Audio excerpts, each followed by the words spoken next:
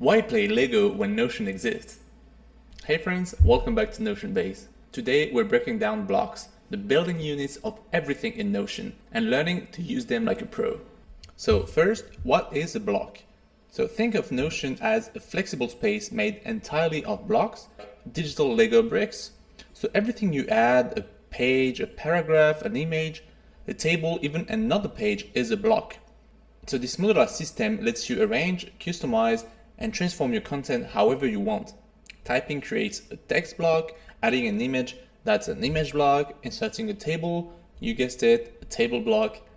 You can see and interact with blocks using two tools, a drag handle, used to move or transform any block, or the slash feature to bring up the block menu. If you're just getting started, here are the most common types of blocks that you can use. So first, the text, which is your standard block for writing, then different headings with different levels from H1 to 3, then bulleted and numbered lists for IDs and steps, then the to-do list, checkboxes to keep track of tasks, for example, the toggle list for collapsible sections to hide and show content inside, a page, yes, a page is also a block. The callout is a stylized box with an icon and optionally a colored background as well. Then you've got the quote to highlight key phrases or citations, the table in case you don't need a full database. The divider is a horizontal line to separate sections. And finally, the linked to page. So this one is very useful to link a page without using the sidebar or search feature. Then you can choose among different media blocks and add a preview of each inside your page, starting with images, videos, audio, cut snippets, files, and even web bookmarks. So once you feel a bit more comfortable, you can level up your workspace with more advanced blocks, starting with databases and all types of database views. Each of these are also blocks, so you basically have the choice to create inline databases, full page databases, or even linked views of already existing databases.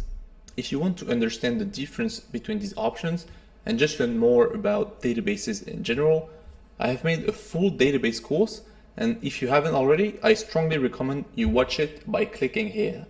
Then let's go on with the rest of the advanced blocks. So you can also create a table of contents, which auto-generates a menu from your page's headings. You've got the equation block, which is simply a standalone math equation. Then the buttons trigger automations like duplicating a template or opening a page. The breadcrumbs show the path to the current page based on its parent structure. Then we've got the sync blocks, which mirror content across pages. And if you update one, all instances update. Then the toggle headings, which are basically a combination of the previous toggle lists and heading blocks. Then we've got different types of columns, so from 2 to 5 columns.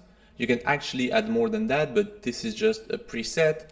Otherwise, you can also drag and drop blocks on the side of other blocks, and it will create more columns. Then the code block, which is used for writing or displaying code in various languages, or displaying mermaid diagrams as well.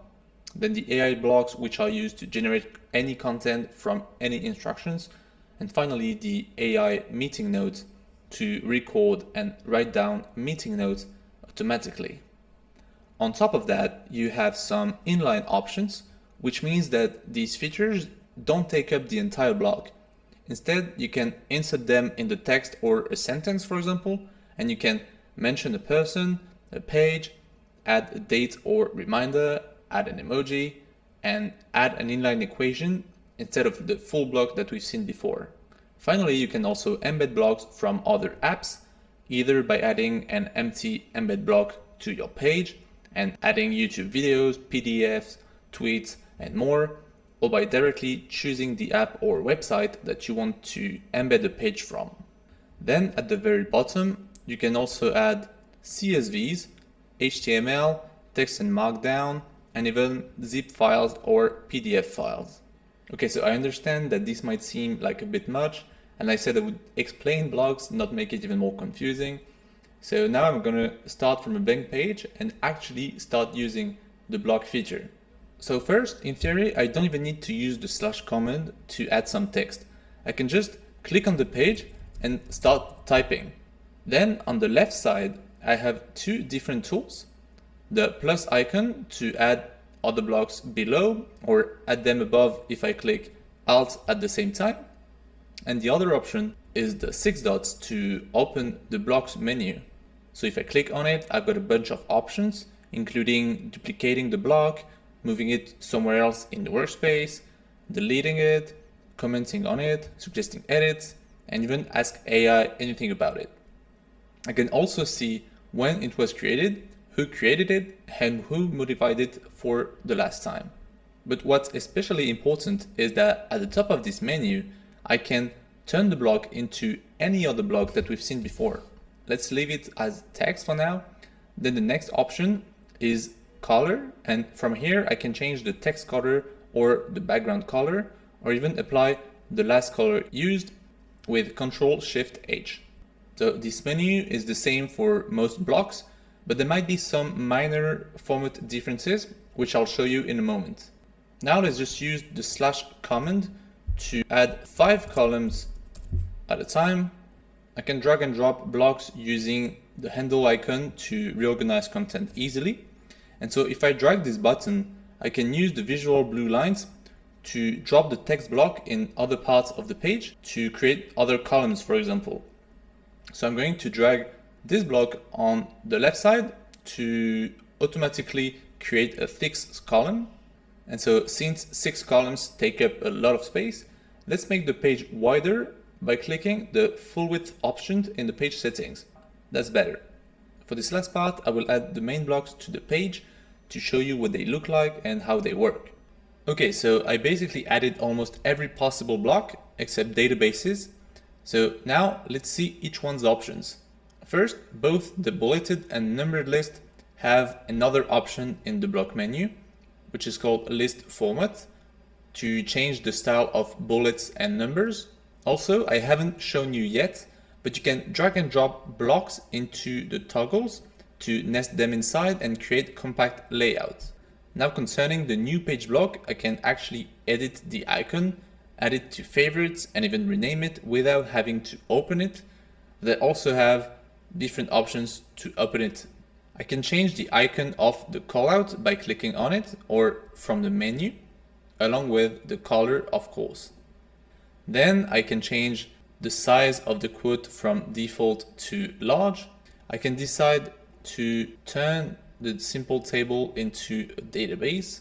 There's nothing to do with the divider block and the link. Then we've got the image, which can be replaced, downloaded. You can add caption to it, show it as full screen, open it in the browser, add alt text, alt link to an image. So plenty of options. The video is pretty much the same, except for the download and link and alt text parts. Then the audio has the same setting than the video. Now for the code block, you can set your coding language, and you can also decide to wrap the code if your lines are too long. And finally, the bookmark can be turned into a mention instead. Okay, so now we enter the atoms blocks. Some of them are complex enough that they would probably need their own dedicated video. So I'm just going to show you how they look like. So here's a table of content with all the headings of the page. And by the way, by default, unless you toggle it off, there is also the same automated table of contents on the right side. Then we've got an equation example, a button with random automation, the breadcrumbs, which are showing the location of this page, a sync block, which will update across different pages, then toggle headings that work the same way as a toggle list, but with also a title on it. Then we've got the AI block that allows me to generate content from a prompt. Then the AI meeting notes block to record people talking in meetings and organize the writings automatically. And finally, an embed from an app. Okay, so like I told you, everything in Notion is a block. And now you've seen an overview of almost each of them. Understanding how blocks work is the foundation for any work in Notion. It gives you full control over how you structure content, customize layout, and build powerful dashboards and systems. So once you master blocks, building in Notion becomes much more intuitive and fun. Hey friends, I hope you got value from this video.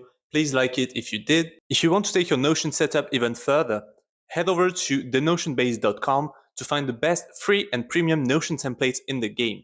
And if you're tired of losing your notes, jumping from one productivity tool to another, having way too many apps cluttering your phone, and you're actually looking for a centralized all-in-one plug-and-play system to organize your entire life using Notion, let me introduce you to the ultimate Life OS. It is the full bundle of all premium templates I've ever created, designed as 7 mini apps working together in one powerful, easy-to-use system. I've spent over 500 hours building it and filling all the databases so you don't have to, saving you hundreds of hours of trial and error trying to build your own. You will also get world-class tutorials and support with lifetime updates as the system continues to evolve alongside Notion. And since you've watched this far, as a thank you, you can get $50 off the already discounted bundle price. And by the way, it's completely risk-free for 90 days. If you don't love it, just send me an email and you can call me crazy, but I'll not only refund you, but also send you an extra 10% as a thank you for giving it a try. Everything is linked down below. And if you have any questions about Notion, drop them in the comments. I read everything and I might choose your question for a future video. And of course, if you're not already, please make sure to subscribe to the channel. Until then, keep notioning and I'll see you in the next one. Bye-bye.